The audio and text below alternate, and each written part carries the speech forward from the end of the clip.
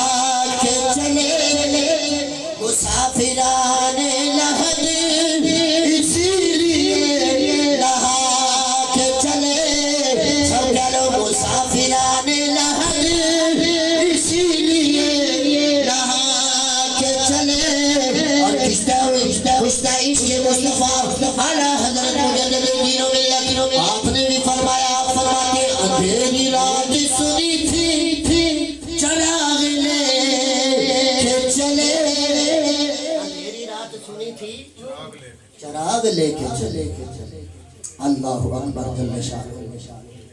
حفیظ جلال جی کہتے ہیں کیوں غسل دیا ہے؟ تو شاہ نصیر الدین نصیر کہتے ہیں غسل اس لیے ہم نے دیا ہے کہ تیرے عزیز رشتہ دار جو ہے وہ تجھے دفنا کے واپس پلٹ آئیں گے، آج تیرا دیدار، آج تیری آنکھیں مصطفیٰ کریم کو دیکھیں۔ پھر آگے چلیے، اگر مر گیا ہے تو سوال یہ ہے، اگر مر گیا ہے دنیا میں آپ دیکھتے ہیں غضنفر صاحب یہ نماز پڑھتے ہیں، یہ حاجی صاحب نماز پنجگانہ پڑھتے ہیں، میرا اس میں ظن ہے کہ جتنے یہاں پہ موجود ہیں سارے پنجگانہ با جماعت نماز پڑھتے ہوں گے۔ آپ کا مشاہدہ آپ نے دیکھا ہے کبھی پوری دنیا میں کہیں بھی نماز پڑھتے ہوئے آپ نے دیکھا ہو کہ مقتدی جو ہے وہ امام کے آگے ہو، امام پیچھے ہو؟ بولیے نہیں ہوتا۔ کیا ہوتا ہے؟ امام آگے ہوتا ہے، مقتدی کیا ہوتا ہے؟ کیوں؟ اس لیے کہ مقتدی محکوم ہوتا ہے، جو امام ہوتا ہے وہ حاکم ہوتا ہے۔ مصلی پہ جو امام ہوتا ہے وہ کیا ہوتا ہے؟ حاکم جو ہوتا ہے، حاکم آگے ہوتا ہے، محکوم ہے پیچھے ہوتا ہے۔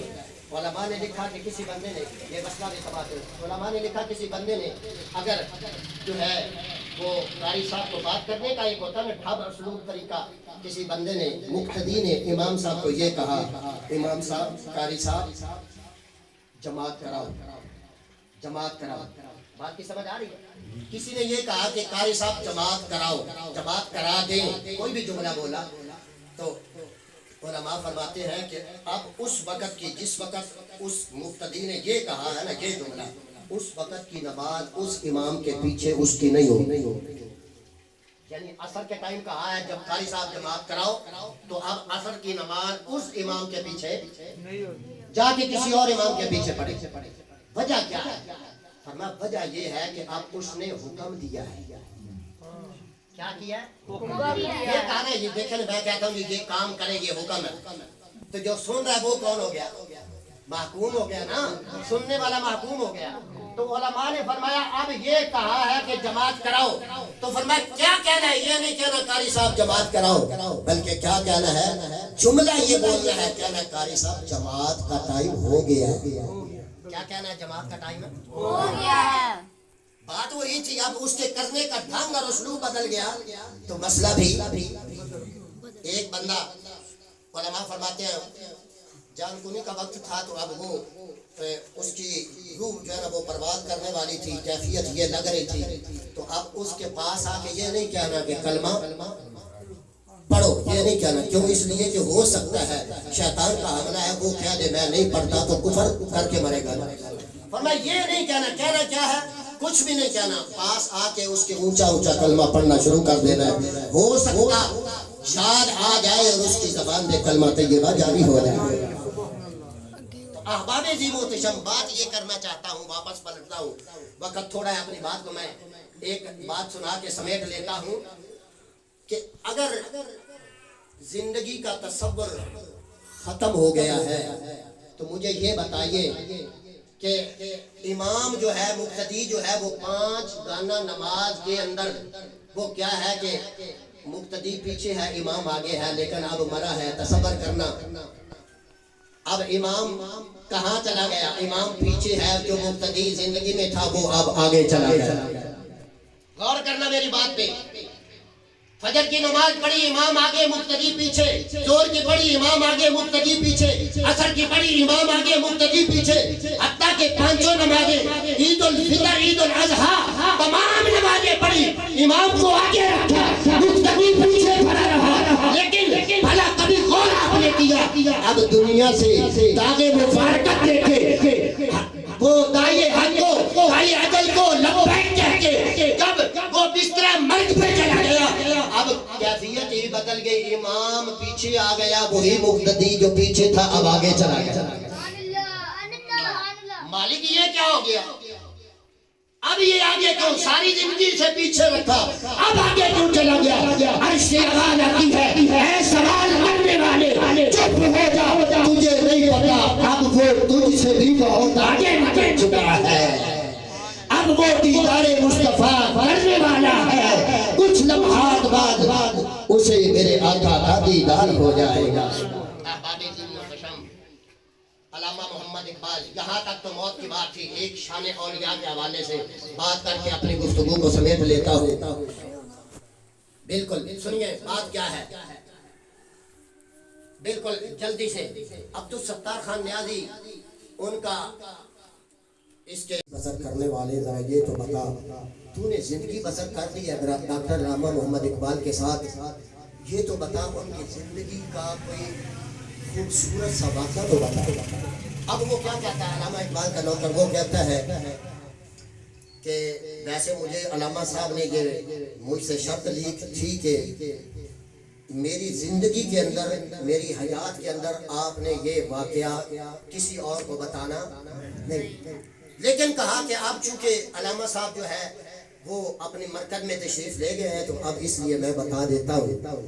کہتے ایک رات تھی، میں ان کا نوکر تھا، رات پچھلی پہر کا ٹائم ہو گیا، یعنی 3-4 بجے کا ٹائم، تو علامہ صاحب نے کلندر لاہوری نے آ کے میرا جو کمرہ تھا اس کی دستک دی اور مجھے اٹھایا، کہتے اٹھو جلدی سے، ایک مہمان آ گیا، ابھی مہمان آ گیا اور ان کی طلب یہ ہے کہ لسی میں ہم نے پی لی ہے۔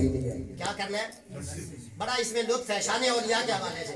کہتے انہوں نے کہا جی علامہ صاحب نے لسی، ان کا یہ مطالبہ ہے کہ لسی پینی ہے تو برتن دو، جلدی سے کہیں سے لسی لے کے آؤ۔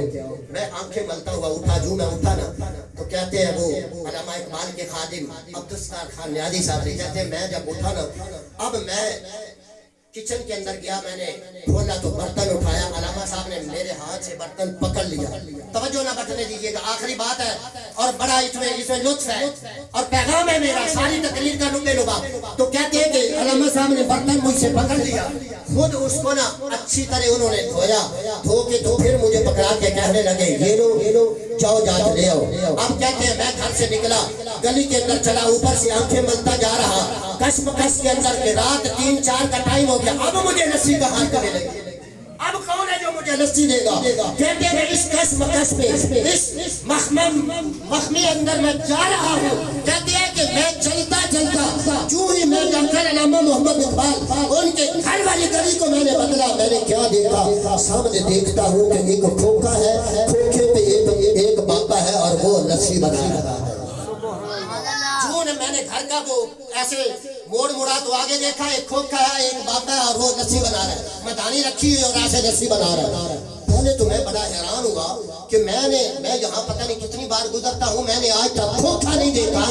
और फिर मैंने बाबे की तरफ देखा, मैंने बाबे को नहीं देखा। उस बाबे को मैं जानता कोई नहीं। फिर मैंने कहा ये थोड़ी मुझे जो है ना वो दिमाग में ये बात आई, कश्मकश बनी।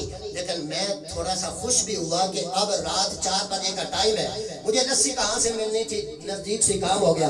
मैंने बर्तन आगे किया, बाबा जी ये लस्सी दीजिए। बाबा जी ने बनाई हुई थी, उन्होंने डाल के मुझे, जब मुझे थमाई तो मैंने कहा बाबा जी बताइए इसके पैसे कितने हैं। जो मैंने अपना हाथ जेब की तरफ डाला तो वो बाबा जी कहने लगे अपना हाथ बाहर निकाल दो, अल्लामा इकबाल से हमारा मुआमला लेने देने का चलता ही रहता है।